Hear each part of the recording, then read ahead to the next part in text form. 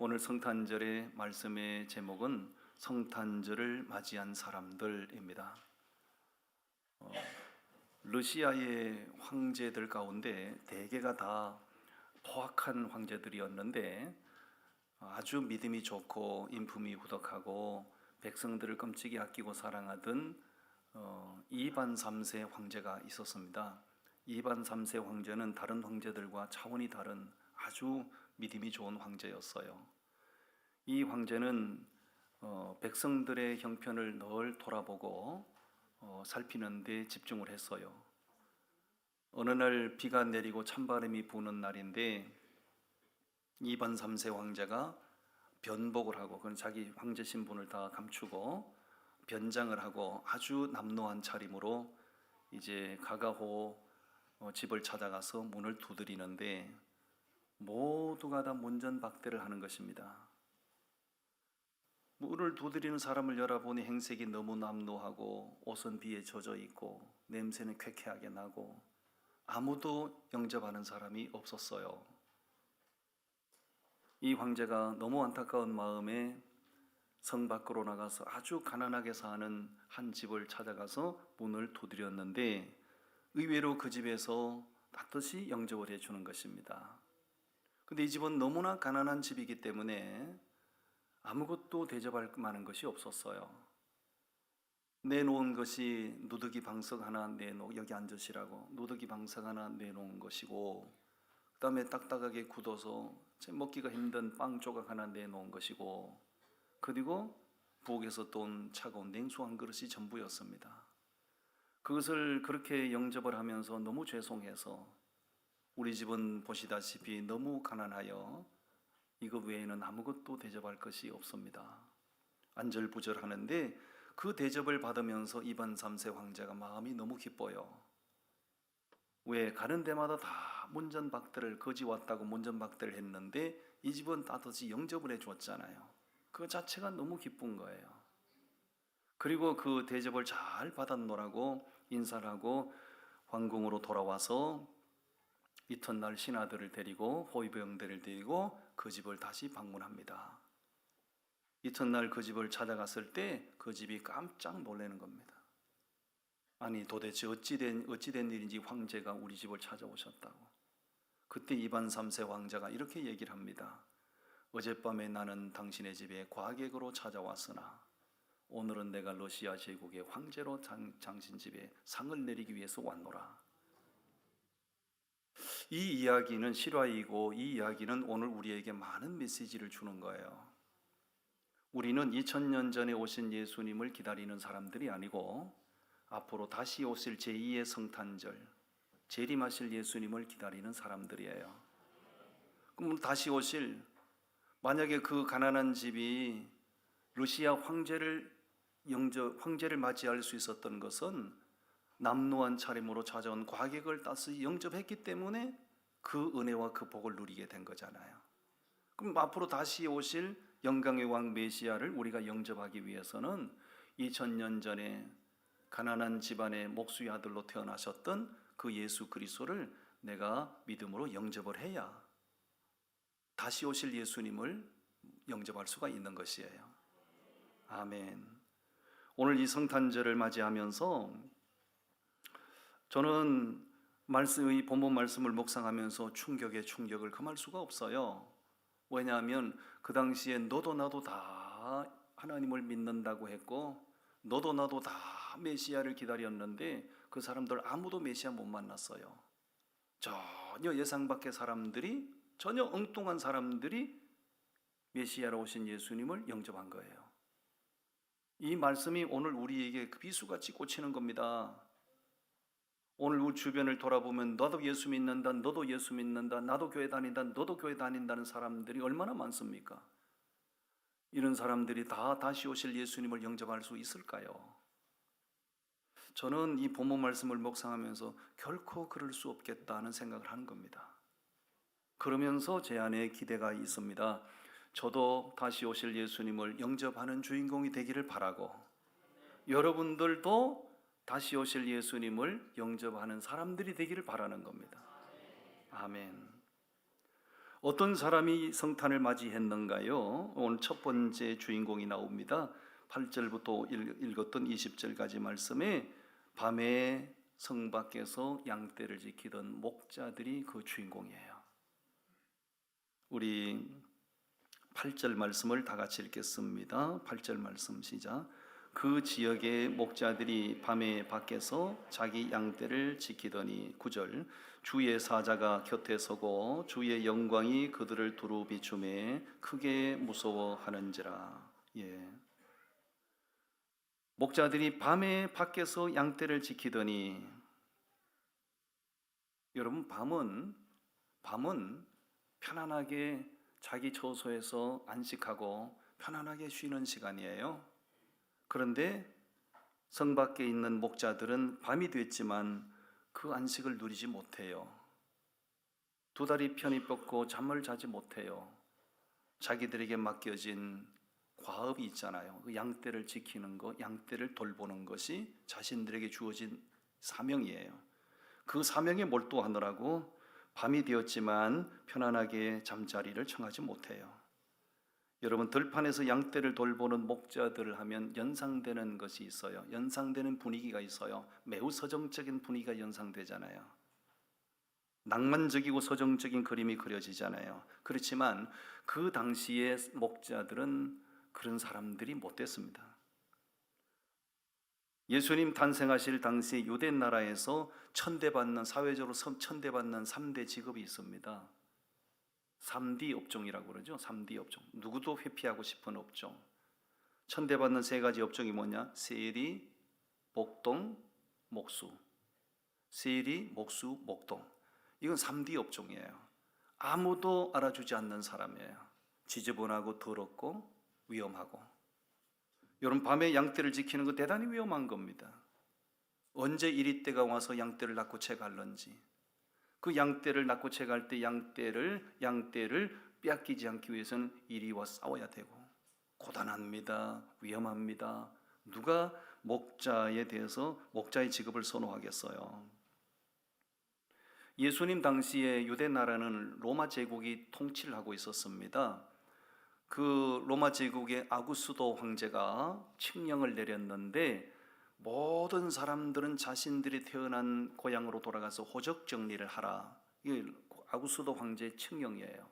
왜냐하면 로마 제국이 효과적으로 유대 나라를 지배하기 위해서 호적 정리를 지시한 거죠. 그러니까 모든 사람들이 너도 나도 다 고향으로 호적 정리하러 떠났어요. 그런데 이 목자들은 호적 정리하러 갈 필요성조차도 못 느끼는 사람들이에요. 얼마나 천대받는 사람들이에요. 아무도 알아주지 않는 사람들이에요. 어지간하면 남들이 호적 정리하러 갈 때 이 사람들도 갈 만한데 이 사람들 갈 필요성조차 없는 사람들이에요. 사회적으로 완전히 천대받는 사람들이에요.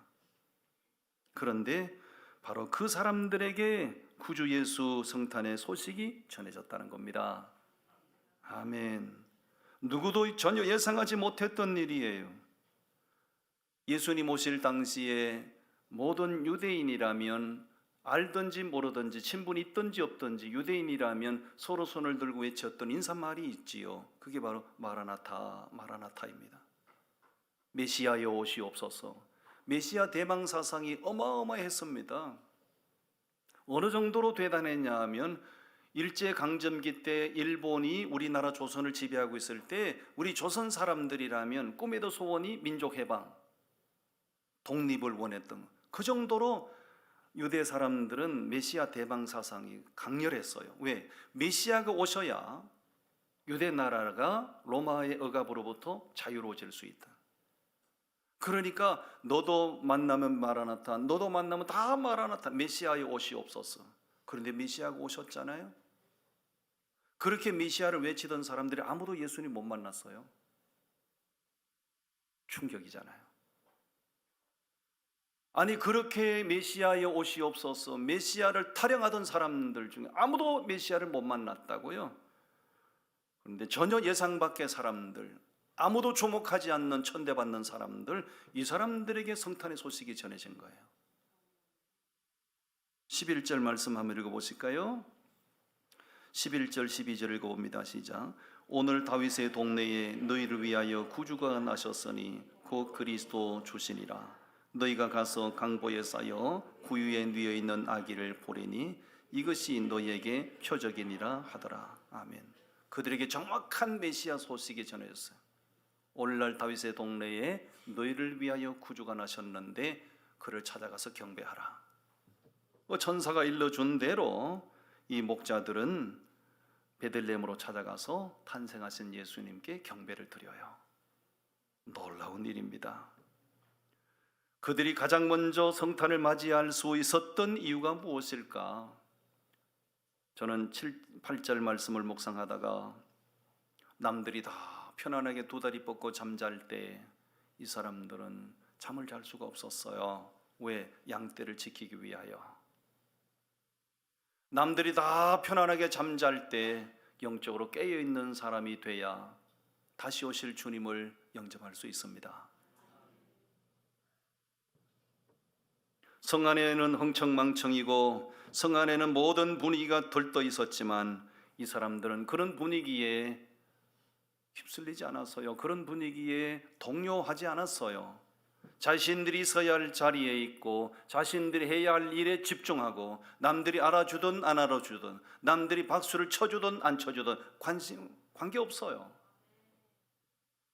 자기들이 서야 할 자리에서 자기들이 해야 할 일에 집중하는 거예요.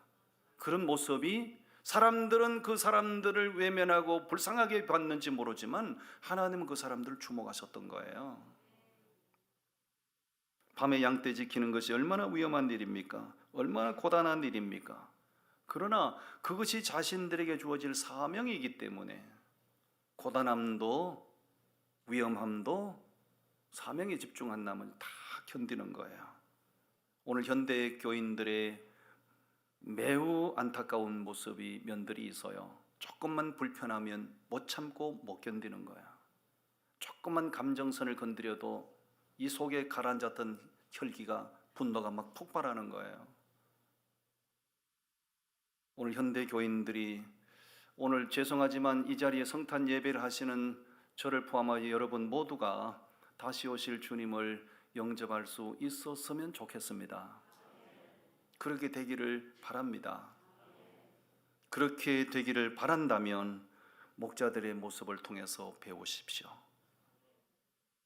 누가 당신 여러분들의 감정선을 좀 건드려도 속에 있는 혈기가 올라오면 안 되죠. 뭐 좀 불편해도 믿음으로 받아들일 수 있어야죠. 그리고 내게 주어진 그 일이 하찮은 것이라 해도 하나님이 맡기신 일이라면 집중하셔야죠. 장차 다시 오실 예수님을 맞이하게 될 사람들은 전혀 예상 밖의 사람들일 수 있겠다는 생각을 많이 해요. 왜냐하면 예수님도 암시적으로 하신 말씀이 있거든요. 인자가 올 때에 믿음을 보겠느냐. 그 말은 풀어서 해석을 하면 내가 이 땅에 다시 올 때에 나를 만날 사람이 과연 몇 사람이나 될까? 그런 말씀이거든요. 우리 목자들의 모습을 본받아서 죄악의 물결이 넘쳐나는 세상에 너무 동요되지 말고 너무 휩쓸리지 말고 맡은 일에 최선을 다하다가 다시 오실 그 주님 맞이할 수 있게 되기를 바랍니다. 어제 저녁에도 우리 청소년들, 청년들이 수십 명이 이 합성동 중심가에 가서 1시간 반 동안 거기서 피아노 치고 드럼 치면서 다 악기 옮겨가가지고 그렇게 길거리 찬양을 했어요. 요즘 그렇게 하는 교회 거의 없죠. 그렇게 할 때 사람들 힐끗힐끗 쳐다보고 하는 사람도 있고 뭐 조소를 보내는 사람들도 있고요. 그런데 의외로 어제 저녁에 어느 교회에서 왔냐고, 이런 청년들이 있는가, 이런 학생들이 있는가, 지나가는 사람들, 행인들의 반응이 의외였다는 거잖아요. 너무 귀한 겁니다. 제가 늘 얘기하지만은 성탄절이 돌아오지만 지금 세상 어디를 가도 성탄절 분위기 전혀 느끼지 못해요. 그런데 우리가 휩쓸려 가면 안 되잖아요. 우리는 우리 나름대로 크리스찬의 문화를 우리는 이뤄가야 되잖아요. 오늘 현대 교인들이 너무 믿음의 의지가 약해서 세상에 물결치는 대로 너무 쉽게 동요하고 자기 신앙의 정체성을 너무 쉽게 흔들려 버리고 이런 모습들을 많이 보는데, 우리 목자들의 모습을 본받아서 있어야 할 자리에서 내가 맡은 일이 하찮은 거라도 집중하시고 그렇게 살다가 다시 오실 주님을 만나십시다. 아멘. 두 번째 주인공을 소개합니다. 22절부터 27절까지인데, 의롭고 경건한 사람 시몬이라는 사람이 예수님을 영접했어요. 25절부터 우리 말씀을 보겠습니다. 25절부터 시작. 예루살렘에 시몬이라 하는 사람이 있으니 이 사람은 의롭고 경건하여 이스라엘의 위로를 기다리는 자라. 성령이 그 위에 계시더라. 그가 주의 그리스도를 보기 전에는 죽지 아니하리라 하는 성령의 지시를 받았더니 성령의 감동으로 성전에 들어가매 마침 부모가 율법의 관례대로 행하고자 하여 그 아기 예수를 데리고 오는지라. 아멘. 그 당시 유대교의 지도자들은 거룩한 사람의 행세를 하던 제사장들, 그 다음에 성경을 관통하는 사람들인 서기관들, 그리고 우리가 가장 하나님을 잘 믿어요 하는 큰 소리 쳤던 바리새인들, 제사장들, 서기관들, 바리새인들, 이 사람들이 유대교를 거의 장악을 하고 있었어요. 근데 이 사람들이 아무도 예수 못 만났어요. 우리는 성경 박사들이에요 하는 사람, 그 사람들 예수 못 만났어요. 자신들이 마치 하나님인 것처럼 그렇게 위세를 떨치던 제사장들, 아무도 예수 못 만났어요. 우리가 가장 율법에 정통한 사람들이에요 하고 목에 힘주던 바리새인들, 아무도 예수 못 만났어요. 그런데 의외로 시몬이라는 사람이 예수님을 만나요. 이유가 뭐죠? 25절에 그 이유가 나옵니다. 25절 말씀 다시 읽어보실까요? 시작. 예루살렘에 시몬이라 하는 사람이 있으니 이 사람은 의롭고 경건하여 이스라엘의 위로를 기다리는 자라. 됐어요. 이 사람이 어떤 삶을 사는 사람이죠? 의롭고 경건한 사람이라. 이 사람이 어느 지파에 속한 사람인지, 어느 가문 출신인지, 이 사람의 사회적인 스펙이 어떤 건지 아무도 몰라요.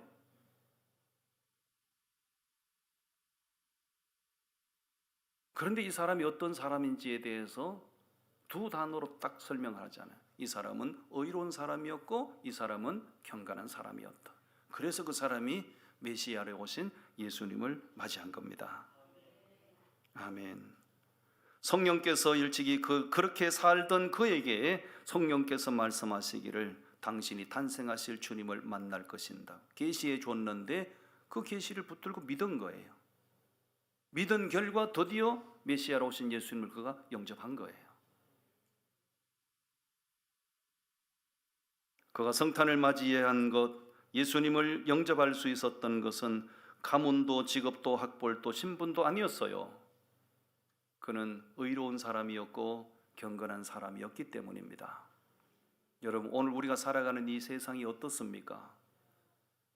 의와 불의가 혼합이 되어 있고 선과 악이 혼재가 되어 있고 옳고 그름이 구분이 안 되는 시대에, 심지어는 그 기준조차도 이제는 완전히 뜯어 고쳐서 악을 보고 사람들이 선이라고 자꾸 주입을 시키잖아요.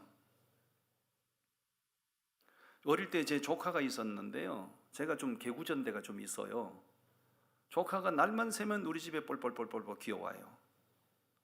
그래서 내가 개구져서 아이를 보고 하얀색을 보고 검정색이라고 쇠뇌를 시켰어요. 그 노란색을 빨간색이라고 주입을 시켰어요. 그러니까 걔가, 내가 이제 고모부거든요. 내가 고모부예요. 고모부가 또 일반인이 아니고 목회자잖아요. 소위 말하는 성직자잖아요. 그 걔는 저를 100% 신뢰하는 겁니다. 우리 집에만 오면 흰색을 검정색이라고 그러고 노란색을 빨간색이라고 그러고 매일 주입을 시켰어요. 집에 가니까 애가 지 엄마 아빠한테서 앞에 가서 오늘 고모부가 그랬는데 흰색을 검정색이라고 그랬. 흰색을 보고 검정색이라고 엄마 아빠가 헷갈리는 거죠. 야 이놈아, 이게 흰색이지 어떻게 검정색이냐? 아니라고, 우리 고모부 목사님이 그랬다고. 걔는 제 말을 100% 신뢰하고요, 흰색을 검정색이라고 믿었어요. 노란색을 빨간색이라고 믿었어요. 걔를 다시 재교육시키는데 지 엄마 아빠가 혼이 났습니다.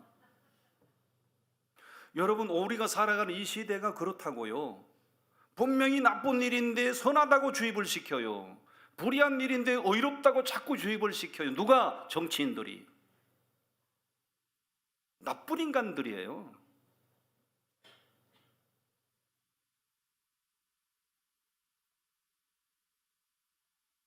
시몬이 구원자로 오신 예수님을 영접할 수 있었던 것은 화려한 스펙 때문이 아니라고요, 지식 때문이 아니라고요. 그 사람은 불의가 창궐한 그 시대에 그는 의로운 삶을 고집했어요. 모든 사람들이 세속에 휩쓸려 떠내려갈 때 그 사람은 경건한 삶을 고집했어요.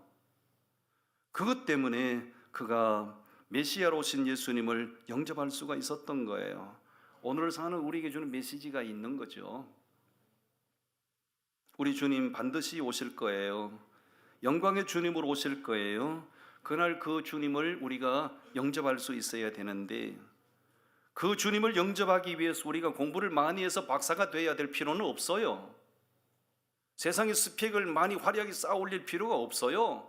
우리가 진짜 혼신의 힘을 다하여 집중해야 될 삶의 스타일은 시므온처럼 의롭고 경건한 삶을 고집하셔야 돼요. 아무리 정치인들이, 아무리 국회가 법을 떠도고치고, 아무리 이것을 악을 선이라고 주입을 시켜도 그게 기준이 될 수 없어요. 우리의 기준은 바이블, 성경이 기준이에요. 하나님이 의롭다 하시면 그것이 의로운 거예요. 하나님이 나쁘다 하면 그건 나쁜 거예요. 우리는 시몬처럼 우리 스타일의 삶을 고집하셔야 돼요. 베드로는 고난 가운데 있는 성도들에게 편지를 보내면서 거룩한 행실과 경건함으로 다시 오실 주님을 바라보고 간절히 사모하라, 그렇게 말씀하고 있어요. 2000년 전에는 인류를 구원하기 위하여 오셨지만 다시 오실 예수님은 심판하실 목적으로 오세요. 주님 오시는 그날이 되면 알곡과 쭉정이가 섞여 있다가도 그날이 되면 정확하게 알곡은 알곡대로, 쭉정이 쭉정이대로 갈려내실 거예요. 양과 염소가 한 우리의 한들판에 섞여 있으면 같은 색깔이라 잘 구분이 안 될 수도 있어요. 그러나 주님 오시는 날이 되면 양은 양으로, 염소는 염소로 정확하게 분리하실 거예요. 지금은 믿는 자와 믿지 않는 자들이 혼재돼서 살아가고 있지만 주님 오시는 날이 되면 주님은 믿는 자와 믿지 않는 자를 정확하게 분리하실 거예요. 그러므로 우린 세상 스타일을 따라 살지 말고 시므온처럼 의롭고 경건한 삶을 고집하면서 살아요. 그렇게 살다가 주님 오시면 그 주님 우리 만날 수 있을 겁니다. 아멘. 마지막 세 번째 주인공을 소개합니다. 그 사람은 바로 36절부터 기록되어 있는 과부 할머니 안나가 성탄하신 주님을 맞이했어요. 36절부터 우리 같이 읽겠습니다. 시작. 또 아셀 지파 바누엘의 딸 안나라 하는 선지자가 있어 나이가 매우 많았더라. 그가 결혼한 후 7해 동안 남편과 함께 살다가 과부가 되고 84세가 되었더라. 이 사람이 성전을 떠나지 아니하고 주야로 금식하며 기도함으로 섬기더니 마침 이때에 나와서 하나님께 감사하고 예루살렘의 속량을 바라는 모든 사람에게 그에 대하여 말하더라. 아멘.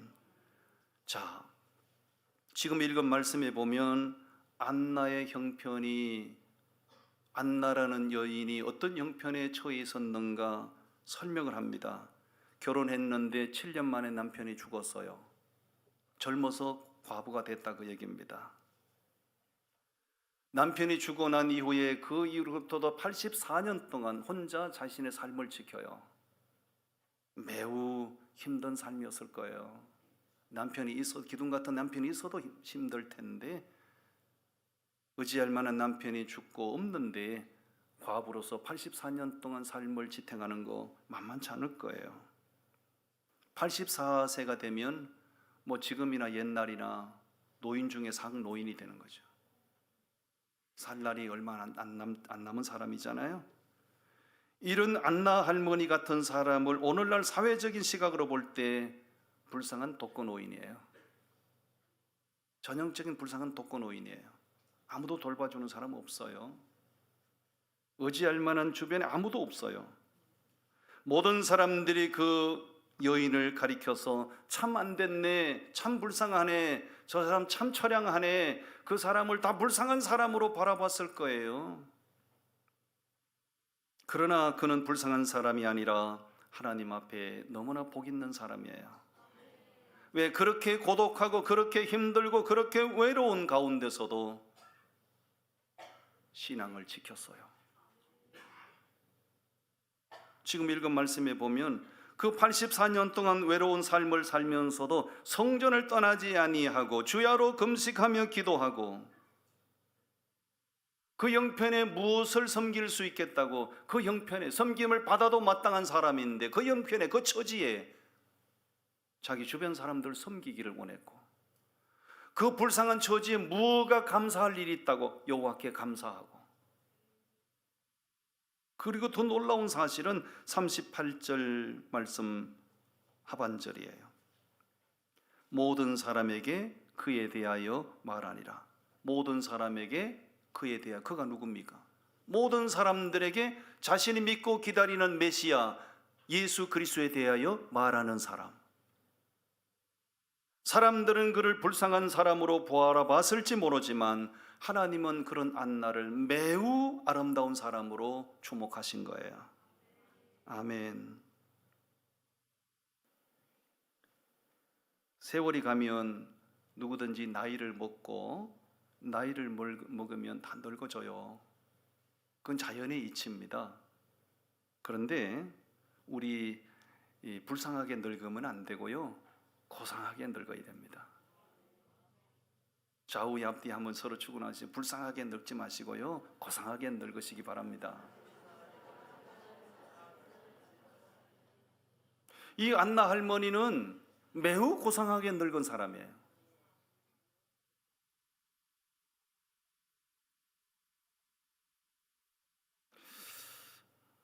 태양을 보면 아침에 동쪽에서 떠오르는 태양도 참 찬란합니다. 그렇죠? 그런데 서쪽으로 지는 태양도 참 황홀합니다. 우리가 너무 초라하게 불쌍하게 늙지 말고, 세월이 가면 나이를 먹고 나이를 먹으면 늙어요. 너무 불쌍하게 늙지 말고 우리 서쪽으로 지는 석양처럼 고상하게 늙어야 됩니다. 고상하게 늙어갈 수 있는 방법이 안나처럼 하면 되는 거예요. 외로워도 성전 중심, 힘들어도 믿음 붙들고, 내 삶이 고달파도 기도로 이겨내시고, 그리고 내가 남들에게 말할 수 있는 기운이 있거들랑 내가 믿는 예수에 대하여 한마디라도 전하시고, 아멘. 그렇게 삶을 살아가시면 안나가 고상하게 늙었던 것처럼 우리도 고상하게 늙어갈 수 있어요. 아멘. 늙으면 대화의 상대가 주변에 많지 않아요. 그래서 늙으면 외롭다고 그래요. 여러분, 아들, 딸 너무 기다리지 마세요. 어제도 설교 시간에 내가 보여드렸잖아요. 아들 놈은 믿을 놈이 못 돼요. 아들 없는 사람들 진짜 축하드려요. 그럼 딸은 믿을 만한가? 딸을 어떻게 믿어요? 아들이나 딸이나 다 그 나물의 그 밥이에요. 잘 되면 지가 잘나서 다 잘 된 줄 알고, 부모 병들어 병석에 누워보세요. 아들, 딸, 자식도 다 소용없는 거예요. 안나처럼 고상하게 늙어요. 고상하게. 예. 뭐 외롭다가 뭐 신세 타령할 필요 뭐 있어요? 안나처럼 죽으나 사나 날만 새면 성전 찾아오시고, 남들이 다 예수 떠나도 나는 예수 죽기 살기로 붙들고. 할렐루야. 그리고 제발 고상하게 늙어가는 방법 중에 하나, 팁을 하나 드리면, 절대 잔소리하지 말고. 사람이 나이를 먹고 늙으면 잔소리가 많아져요. 잔소리, 남자가, 여자가 잔소리 많은 건 참을 만해도 남자가 잔소리 많은 거는 이건 못 봐줄 거거든. 남자가 쪼잔해가지고 밑주알 고주알, 남자가 냉장고 문을 왜 열어봐요? 아내가 갈 때 라면 끓여 먹으세요. 알겠습니다. 라면 끓여 먹으면 되고, 뭐 김치통이 위치가 바뀌었네, 뭐 지저분하네, 절대 남자가 짜잔하면 못 서는 거예요. 잔소리하면 안 돼. 고상하게 늙어야 됩니다. 고상하게. 늙으면 고집이 세집니다. 늙으면 자기도 모르게요, 고집만 남아요. 절대 고집 부리면 안 돼요. 아내 말이 100% 틀려도 자네 말이 맞소 이래야 됩니다. 아내 말이 영 틀렸잖아요. 내가 볼 때 안 맞잖아요. 그래도 아내 이겨 먹으려고 고집 부리면 안 돼요. 못난 남자가 아내 이겨 먹으려고 그러지, 덜 떨어진 남자가 아내 이겨 먹으려고 그래요. 아내 말이 다 맞소 하면요, 시간 지나면 아내가요 정신 차리고 자기가 뭘 잘못했는지 알아요.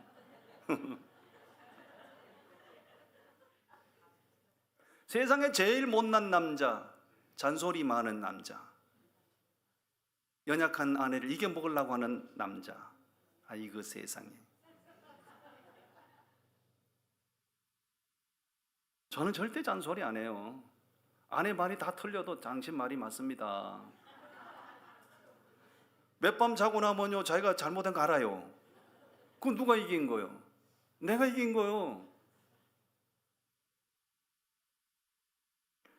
저는 이 안나 할머니를 보면서 사람들은 그를 불쌍하다, 안 됐다라고 생각할지 모르지만, 이 사람은 참 고상하게 늙은 사람이고 참 품격 있게 늙은 사람이고, 여러분, 그래서 그가 탄생하신 예수님을 만날 수 있었던 거예요.